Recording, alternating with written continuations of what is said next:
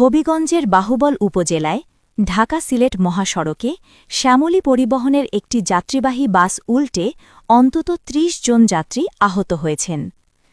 আজ বুধবার ৩১ মার্চ বিকেল ৪টার দিকে উপজেলার দিগম্বর বাজার এলাকার কাছে এ দুর্ঘটনা ঘটে। ঢাকা থেকে সিলেটগামী শ্যামলী পরিবহনের একটি বাস দিগম্বর বাজার এলাকায় পৌঁছালে অন্য একটি গাড়িকে ওভারটেক করার সময় নিয়ন্ত্রণ হারিয়ে ফেলে। এক পর্যায়ে বাসটি উল্টে রাস্তার পাশের খাদে পড়ে যায়। এতে অন্তত ৩০ জন যাত্রী আহত হন।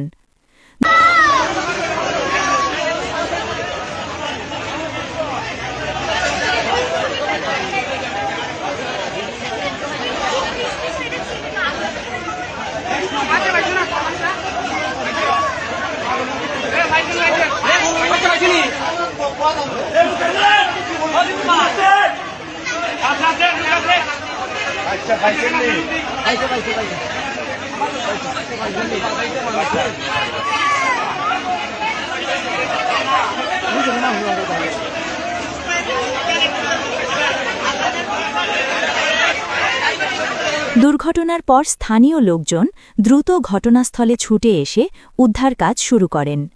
এ সময় গুরুতর আহতদের উদ্ধার করে বাহুবল উপজেলা স্বাস্থ্য কমপ্লেক্সে পাঠান।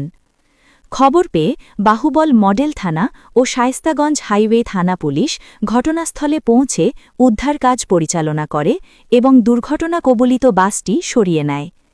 এই ঘটনায় মহাসড়কে কিছু সময় যান চলাচল ব্যাহত হলেও পরে পরিস্থিতি স্বাভাবিক হয়।